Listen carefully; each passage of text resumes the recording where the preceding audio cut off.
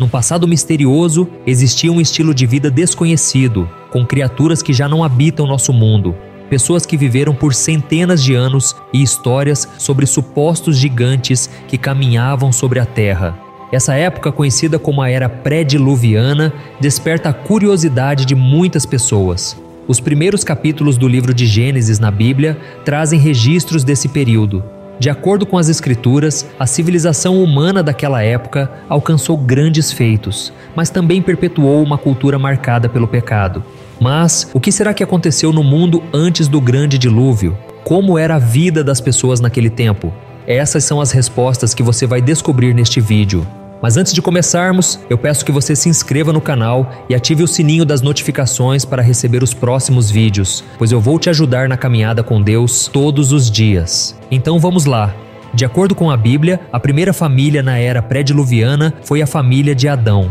Após serem expulsos do Jardim do Éden, Adão e Eva estabeleceram-se e tiveram filhos e filhas. O primogênito desse casal foi Caim. No entanto, ele também se tornou o primeiro assassino desse período ao tirar a vida de seu próprio irmão, Abel. Após cometer esse terrível pecado, Caim recebeu uma marca de Deus e fundou uma cidade na terra de Nod, nomeando-a em homenagem ao seu primeiro filho, Enoque. Essa cidade é a primeira mencionada no livro de Gênesis, capítulo 4. É importante ressaltar que, de acordo com a narrativa bíblica, o homem foi criado por Deus como um ser racional e moralmente responsável desde o início. Embora o homem possa ter experimentado progresso intelectual ao adquirir conhecimento e desenvolver novas tecnologias, a Bíblia não sugere um processo evolutivo como espécie, como algumas teorias científicas afirmam.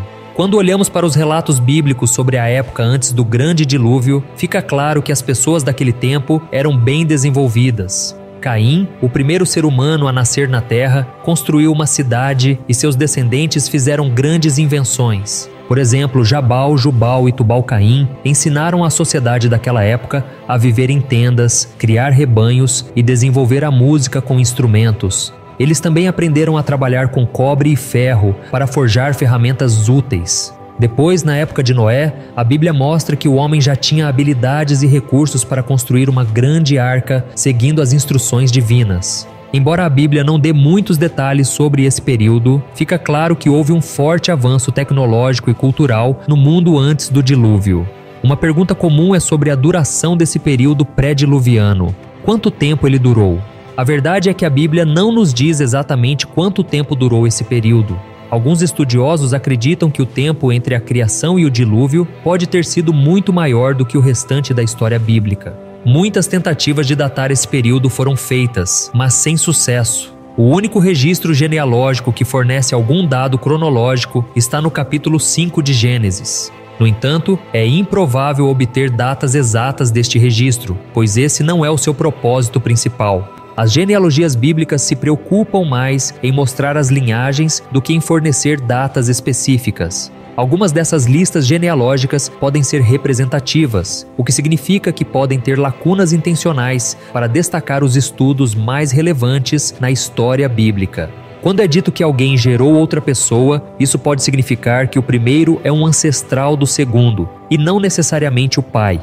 Isso acontece em outras genealogias bíblicas, e muitos especialistas acreditam que algo semelhante pode ter ocorrido na lista genealógica da época pré-diluviana em Gênesis 5.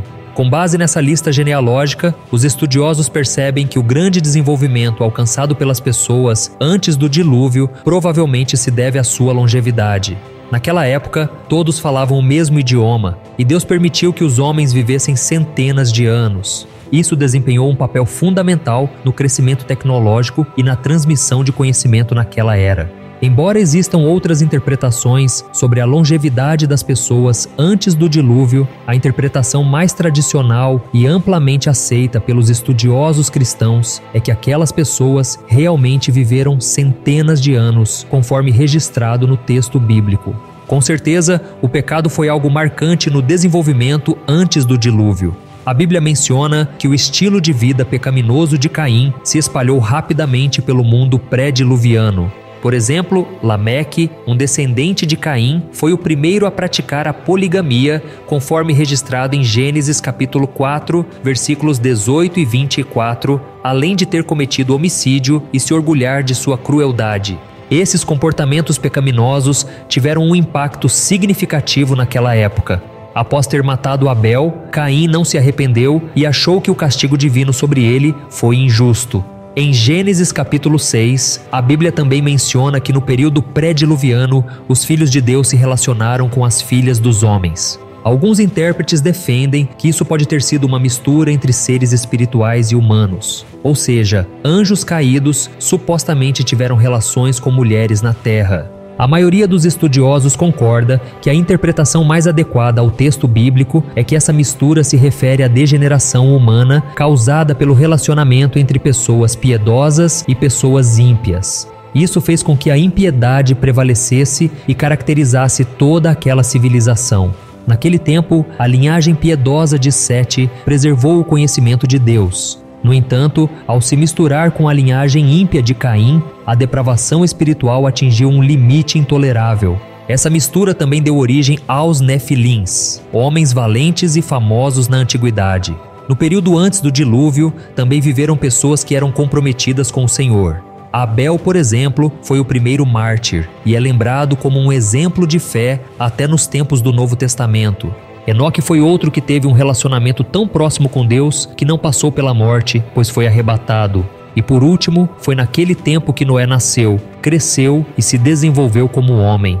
Nos anos finais do período antes do dilúvio, Noé foi uma rara exceção, pois ele continuou a temer ao Senhor. A Bíblia conta que a família de Noé foi a única que foi poupada quando Deus considerou intolerável a depravação generalizada daquela civilização. Assim, o período pré-diluviano chegou ao fim, com a ira de Deus sendo derramada e a terra sendo destruída.